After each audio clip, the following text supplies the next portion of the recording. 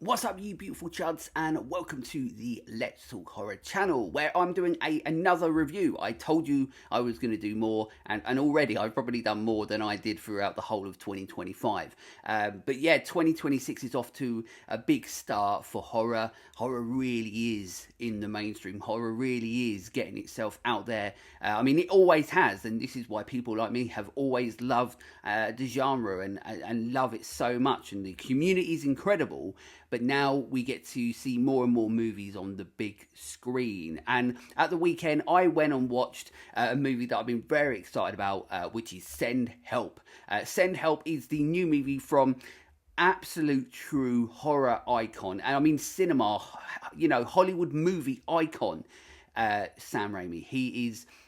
I mean, for me personally, one of the most inspirational filmmakers of all time. I love the fact that he still feels like the punk rock, anarchy of filmmaking even to this day. And even when you see Send Help, which I'm going to talk about all of it, he still has this way of this Sam Raimi type of movie. I mean, already, so I am literally going to be smiling pretty much throughout the whole of this, because when I sat there and watched this movie, I was sitting there smiling the whole time, because I'll get into it. I'm not going to get into it all already, but basically, yeah, I'm here. I'm going to review Send Help.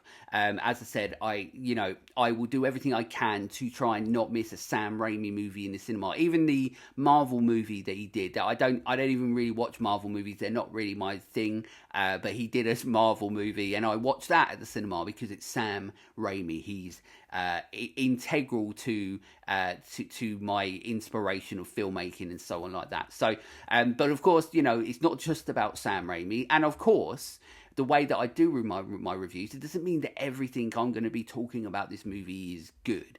There are always going to be good bits and bad bits. So the way I always do my reviews, for one, I always say, please, if you haven't seen the movie, don't watch this review.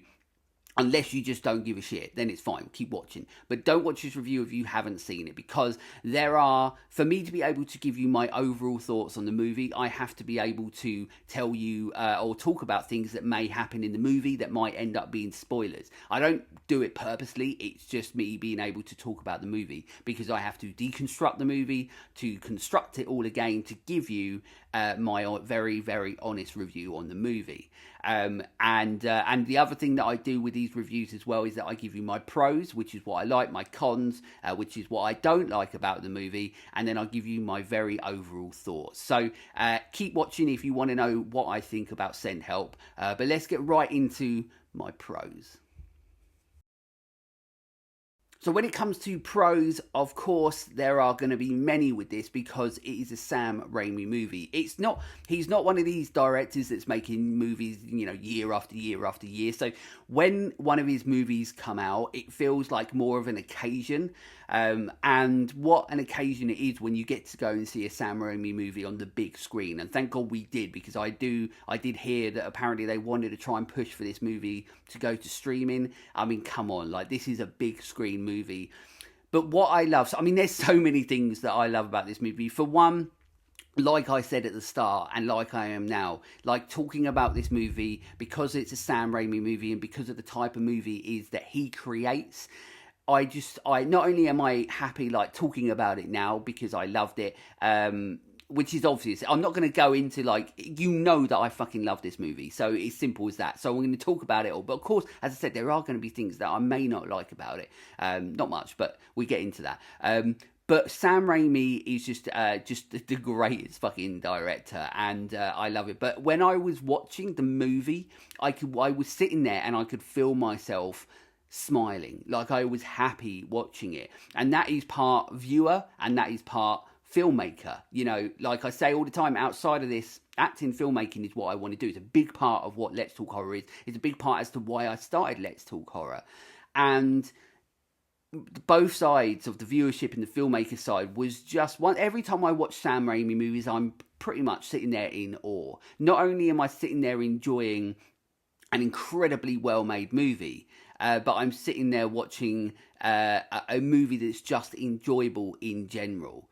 But it's to see a Sam Raimi movie is an experience. It is an occasion, and this movie does not disappoint.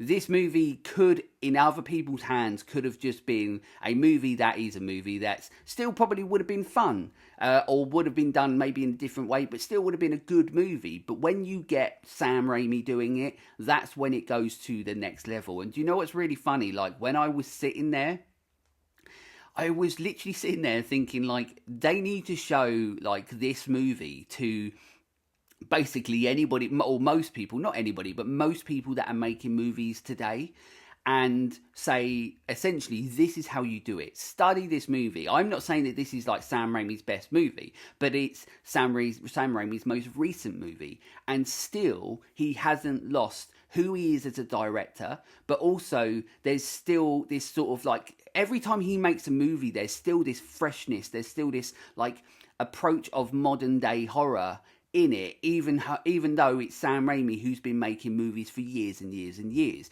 Every time he brings something out, it feels new, it feels fresh. Even if the formula or the story, the idea, the concept, even if that's been done before, he still manages to find his Sam Raimi way of doing it.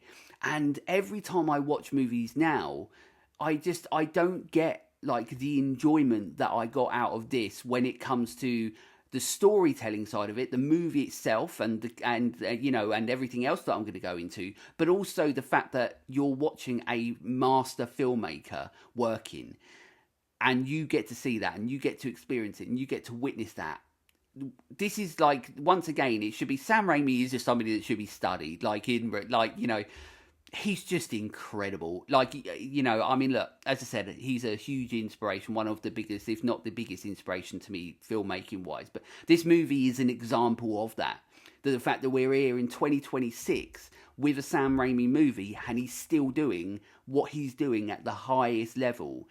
And making movies that are so, like, wild and unpredictable. And like I said, feel so, like, anarchy and punk rock and everything like that. It's such a weird. There are moments of weirdness and difference, and there are so many classic Sam Raimi moments in it that when you know Sam Raimi movies, you're watching it and you just get. It's Sam Raimi-isms, right? Is that even a thing? I don't know. Even if it's not, I'm making it a thing. Sam Raimi-isms, where it's just, the tilting of the camera as it's panning in or panning out, or the quick close-ups and stuff like that. It's literally. I mean, look, I love it. I can't stress how much more I loved this movie purely, and this is just one thing, purely on the fact that it's Sam Raimi doing what Sam Raimi does best. And that is just him as a filmmaker, and that's just the technical level. The visual style of this movie is just so great because it's Sam Raimi doing what he does best. But it's not just that, because it could be a shit movie, it could just be made well, but it's not, because we have two amazing central performances. Rachel McAdams is an absolute, and I don't know if I've ever said this word before, especially like saying it is, but Rachel McAdams is an absolute delight, and I don't even know why I'm saying that, but she's so good in this movie. And Dylan O'Brien as well, fantastic. He has this weird, like, obviously purposeful, like, laugh, this cackle that he has in it. It's so good. But essentially, like, and it's great. And even the story, the premise isn't like something that we haven't seen before. You've got Linda Little, a classic sort of Sam Raimi name, and obviously like a little bit of a throwback to Evil Dead. But Rachel McAdams plays Linda Little. She's in her work, she's up for a promotion, so to speak. She's not necessarily, she's confident, but she's not necessarily the most well-liked person in the office. And then her new boss, who played by Dylan O'Brien, he comes in, and of course, look, he's an absolute douchebag, right? So they end up going on this business meeting to, I think it's Bangkok, on a plane. The plane blows up or whatever. They crash. They end up on a desert island. But the tables turn because it's Linda Little, Rachel McAdams. She's the one that wants to be on Survivor, and she knows, so she's a survivalist. She knows how to survive out there. He's just a moron who's, been rich or whatever his whole life. He doesn't know what he's doing, and she does. So the tables turn. But it's about how we continue on the level of darkness that this story goes. You know, it's not a Hallmark movie. This is a Sam Raimi movie. So it does go to some very dark places. And even in those moments where it's not the action stuff that's happening and so on, you have the smaller moments, the dramatic moments that once again, not only is it very well written and very well shot and everything like that, but it's very well performed. You know, it's one of those movies where you wouldn't want to take any of these characters out there. Predominantly, of course, they're deserted on an island, so it's going to be predominantly Rachel McAdams and Dylan O'Brien throughout pretty much the whole movie.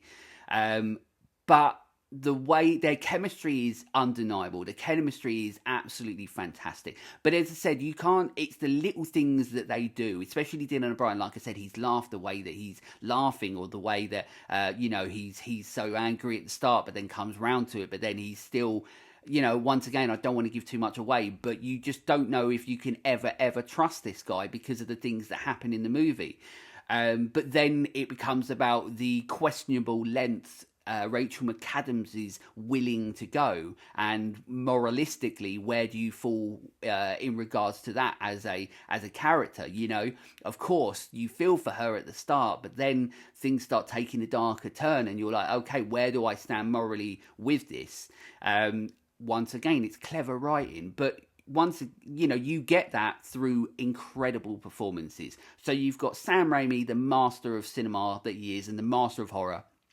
You've got great performances by Rachel McAdams and Dylan O'Brien. Fantastic performances. If they don't get nominations, or Rachel McAdams doesn't get nominations for this, which more than likely she probably won't, that would be a travesty, because it's a great performance through, like, from start to finish, just absolutely amazing. I didn't know that Danny Elfman was doing the score for it, so that was interesting, because it gives, like, Danny Elfman is obviously somebody that makes great scores, but sometimes there's a quirkiness, there's a weirdness to them, and I think it really suits the movie, because it makes, once again, the movie feel a bit more like a Sam Raimi movie. But also it does work, and there also was a few moments in the score that, you know, once you know it's Danny Elfman, you're like, okay, like I can hear the Danny Elfman isms again. Danny Elfman isms, Sam Raimi isms. You can hear those sort of things.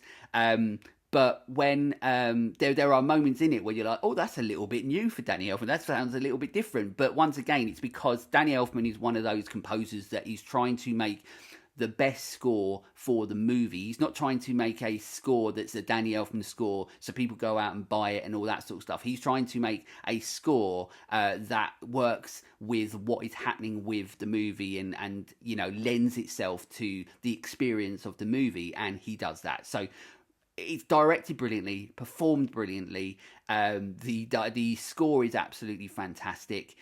I mean, I could go on and on. I'm not going to. If there's anything else, it'd be in my overall thoughts. So let's just go into my cons.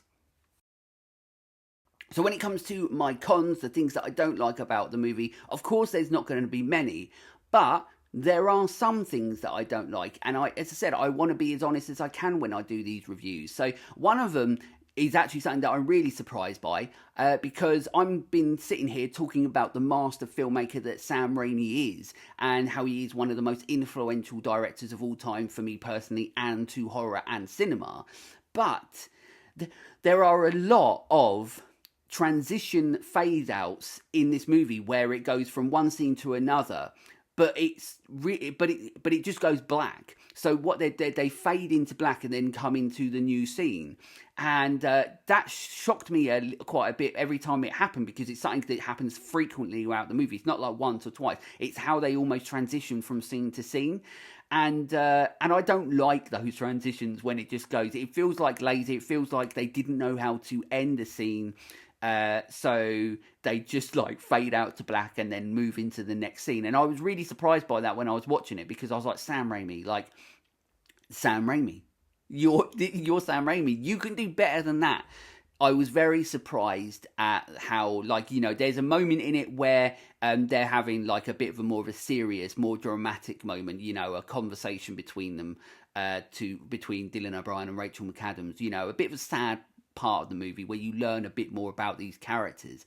And then it does like a fade out from that, and that you sort of understand a little bit. But there's more scenes where things are actually happening, and then they keep like fading out of the end of that scene, and you're like, no, you come on, you are one of the most influential and creative filmmakers of all time. The things that you have done in your career have been the way that other people have learned and continue to learn to this day. So there are definitely ways that he could have thought of, rather than just going, I don't really know how to end this scene, or whether it came to editing and they're like, well, what do we do with this? And it's like, just fade out to black and bring the next scene in. So as much as I love him, in this movie, they could have transitioned to the scenes definitely a more creative or a better way than just fade into black, which is weird. Talking about that as well, fade into black as well, the ending, the last shot of the movie. Yes, it's Sam Raimi. Yes, sometimes his movies can be cheesy, but purposefully cheesy. But the ending was, the last shots of the movie, I felt like were almost needless. You know, like we know what happens with Rachel McAdams at the end of the movie, and it could have ended like a few minutes, or well, like literally like a minute or so before, but then they just have to do that extra shot that you didn't really need whatsoever. So I felt the ending could have been a little bit better in regards to, like, you know, if you're going to do a wink and a nod or whatever at the camera, maybe don't do it in the way that it was, when it feels like it's just an added on scene. And you know, so when I saw that bit, I was like, well, it's Sam Raimi, you know, we know what he can do, but at the same time, like, it felt like an added on scene and you didn't need it. We know what she's going to be doing with her life now, so didn't need it. But there we go. But once again, that's a very minor thing. It's not something that affects the movie where you're like, well, now it's shit, because it's not shit. It's fucking amazing. But I'll get into all that when I do my overalls. But the only other thing as well is that I very much, the thing that took me out of the movie the most was CGI. There was a lot of very bad CGI. There is a fight scene which is great because it's just, you know, it's pure like anarchy, you know, like it is just pure adrenaline horror, so to speak.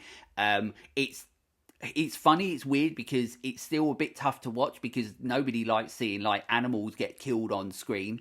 But so that's always tough, and it's almost as if, well, we can get away with it because it's CGI and it's not real. I think the only way they really get away with it is, one, because Sam Raimi still manages to make an incredibly fun scene around it, that you're like sitting there laughing, even though you're like, this is a bit sad because there's a big giant boar getting killed, but at the same time you're sort of taken out of it because of CGI shit. So for me personally, I would have preferred to not even have that scene. I would have preferred to even just had her go in and then come back with this giant thing. And I think like then it establishes once again that she's a force to be reckoned with. I don't necessarily know that we had to see it because of the bad CGI. If the CGI was like photorealistic, absolutely incredible, then yeah, it would have worked. But also it would have been really a lot harder to watch, because then you feel like you're actually watching, you know, a real bar. Because it's a very graphic scene. It's Sam Raimi, so when he wants to do the horror, when he wants to do graphic, when he wants to show guts and gore and blood, he will, and he knows how to do it. And this is one of those scenes, and it happens throughout the movie, where there are moments of Sam Raimi being that like guts, gore, horror maestro that he is, with the blood everywhere. And poor old Rachel McAdams and Dylan O'Brien have to be the ones that take the brunt of it, you know, and have to go through everything that Sam Raimi throws at them. But yeah, so there's that scene, and there's a little bit of a jump scare scene later on as well, where the corpse or whatever ends up behind someone. I'm trying not to say too much, but I need to talk about it. But that's awful CGI as well. So there are some. So the problem is there's some moments in it that are quite big moments.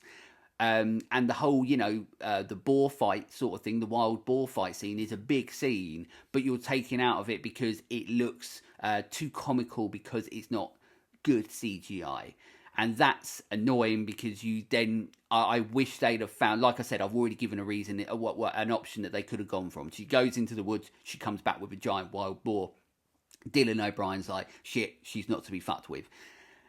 I would have preferred that. As much as I love the scene that we got, and Rachel McAdams is covered in blood and all that sort of stuff. Of course, it's a fun scene and it's a really good scene, but you're taken out of it because of bad CGI, and that's the problem with CGI. If it's not done right, it doesn't work. So there are quite a few moments in it. So even though I love this movie and even though I love Sam Raimi, there are cons. There are things that I didn't like about it. But let's just move into my overall thoughts. So overall, I mean, honestly, like, there's not really much more I can say, or that you don't know already how I feel about this movie. This movie is absolutely fantastic. It is Sam Raimi being top level Sam Raimi. It is him putting a movie at the cinema again, where you sit there and you go, this is why Sam Raimi is one of the greatest and most influential and one of the most unique and creative filmmakers of all time. Evil Dead, the first Evil Dead movie, to me personally, is my most inspirational movie that's ever been made, that I've ever seen, because that, to me, when I watched that for the first time when I was a kid, and still to this day I'm in awe. I feel like it's magic. Like, that made me feel like believe in the magic of cinema. And every time I watch a Sam Raimi movie, he still makes me feel like that. He still makes me go, how did you do that? Like, it's insane that how incredibly creative and talented this man is, and always has been, and still in 2026 he still is. He's still making a movie that feels unique, that feels fresh, that feels new, and it makes you think about everything else you're watching, because sometimes you'll watch things and then you're like, oh, that was quite good. But then you watch a movie like this and you're like, shit, was that even any good? Because, maybe we're just getting subpar movies now. Maybe we're getting movies that are okay, but we're just used to it. And we keep thinking, that these movies are now good or great or whatever. And then you watch a movie like Send Help and you're like, okay, like, this is what a real movie is. The way the movie is structured, the way the movie is performed, the way the movie sounds. Of course, not just the Danny Elfman's score, but the sound design itself. Of course, Sam Raimi is one of the directors that knows how important sound is to a movie, especially horror. So of course, it's another tool that he has in his toolkit, or whatever you say. He knows that, so he adds that to his movie, and it's just like I said, the shots, the creativity of the technical side of the filmmaking, and it's the way he creates a movie. I love Send Help. I think it's one of the best movies I've seen for a bit. Of course, so far it's my favourite movie of 2026. It'd be interesting to see if it ends up being my favourite movie of the year. At the moment, right now, it's going to take a lot of beating to beat this movie for it. But the optimist in me, even though I love Sam Raimi and I love this movie, of course I want it to be beaten, because of course I want to see movies that are continuously, getting better and better. I don't know. But this, to me, is just a very high-level movie. It's a high-level Sam Raimi, movie that shows how incredible he is as a filmmaker, how he's missed when he's not constantly making movies. Sam Raimi's the type of director I just wish he was making a movie every year, because I would watch every single one of them. It's a movie full of incredible performances that should be recognised, and I really hope they do. Just great. And also, as well, Dylan O'Brien, it'd be interesting as well, if you watch it, there is a lot of Bruce Campbellisms. I'm going to keep saying that now, because it's a thing, but there's a lot of almost like, he's very douchebaggy in this, and he plays almost a very, there are moments of Ash in there as well, which is really funny. And I don't know whether that was like a Dylan O'Brien decision, or whether that was like a Sam Raimi unconscious decision when he was making the character and stuff, maybe be like this or whatever, and it ends up being a little bit Ash or Bruce Campbell-esque. I don't know. Let me know in the comments if you thought the same thing. But great performance. Great performances. Just they nailed pretty much everything in this movie. The only thing that lets it down is just a few transitions, the ending shot, and some pretty damn bad CGI. But are they things that, apart from the CGI, the other things don't really take you out of the movie and you enjoy your experience? I walked into the cinema excited to see a Sam Raimi movie. I sat there and I had a smile on my face the whole time, and I left the cinema with a smile on my face, and it's one of those movies that I cannot wait to see again. So yeah, I love Send Help. If you couldn't tell, I loved it. Yeah, it was just such a great, fun movie. Make sure you do go and see this at the cinema if you haven't already, and you're watching this. Just go and watch it. Go and watch it at the cinema if you can. It's a movie that deserves to be seen on the big screen. I mean, most movies do. But this is the type of movie. It's a big sort of like, a movie with a lot of very big scenes in it and big set pieces, and it really deserves to be seen on the big screen. Sometimes movies you don't have the impact that they do at home as they do on watching them on the big screen. But also, I do know that this is a movie that I can't wait to watch at home, and I will always continue to enjoy it. It's just a Sam Raimi movie. They're endlessly enjoyable. Pretty much all of his movies are endlessly enjoyable, no matter what they are, and the variety of movies that he's done throughout his career. But he can add this one to another successful film that he's made. But as I always say, if you've seen Send Help, let me know in the comments what you thought about Send Help. You might absolutely hate it, but I didn't. I absolutely loved it. But yeah, you can get hold of us, obviously, of course, through the comments on YouTube where you're watching this. You can contact us on any of the socials, ideally Instagram. If you need to get in contact with me, you want to ask me anything about horror or about Send Help, Instagram is the one that I'm on most of the time, but that is Let's Talk Horror Channel everywhere. And of course, if you haven't subscribed to this YouTube channel, please do. I hate doing all that sort of stuff, but you don't get subscribers if you don't ask, and I haven't got many anyway, so it'd be lovely to have some more. But please go and watch Send Help at the cinema, and let me know what you think about it, because it's absolutely it's hilarious, but it goes to some weird, dark places that you don't expect it to go. It gets very violent, and I absolutely love it for all of its Sam Raimi-isms. It's a new thing. Hashtag Sam Raimi-isms and all that. Anyway, until next time, stay creepy, fuckers.